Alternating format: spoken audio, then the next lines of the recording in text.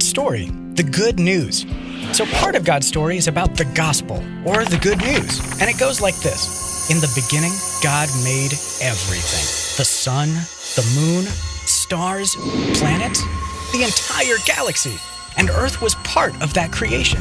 God made mountains and oceans and forests and deserts and animals that crawled on the ground and flew in the air and swam in the water.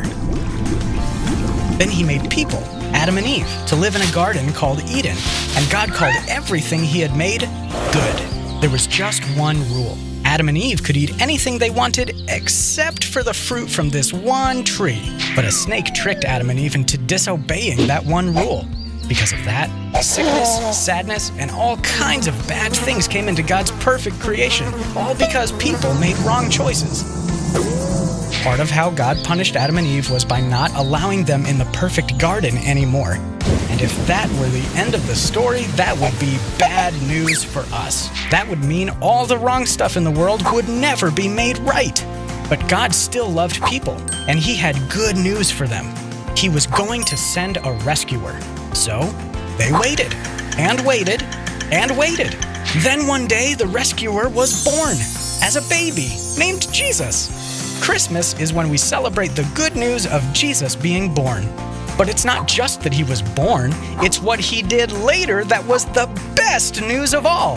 He took the punishment for all the wrong choices that anyone has ever made anywhere. See, all of us have continued to make wrong choices, just like Adam and Eve did.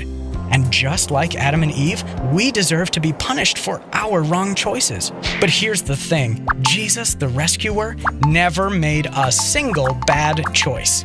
Kids, think about a time you made a bad choice. Maybe telling a lie, or taking something that wasn't yours, or hurting another person with something you did or said. Can you believe that whatever that was, Jesus never made a choice like that? And even though he never made a bad choice, he still took the punishment for our wrong choices? And then Jesus did something even more completely unexpected. He came back to life. Really? You can read about it in the Bible, in the stories written by Matthew, Mark, Luke, and John.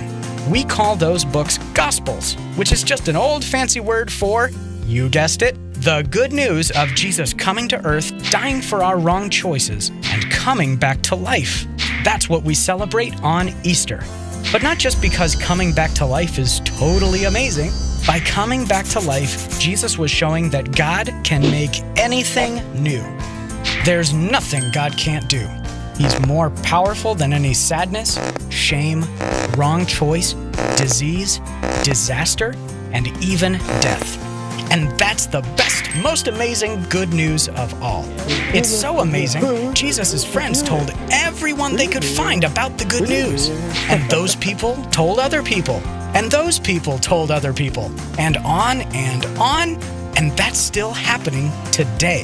In fact, you just heard the good news, and the Bible says, if you openly declare that Jesus is Lord and believe in your heart that God raised him from the dead, you will be saved. For everyone who calls on the name of the Lord will be saved. That's another way to say God rescues us. And that rescue includes you, your friends, your family, and anyone else in the whole world. And that's the story of the good news. So, in case you missed it, here's the quick version. God made a perfect world. People made mistakes and the world isn't perfect anymore.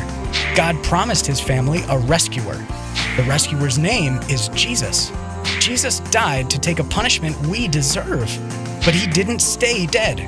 Jesus came back to life because Jesus can make anything new.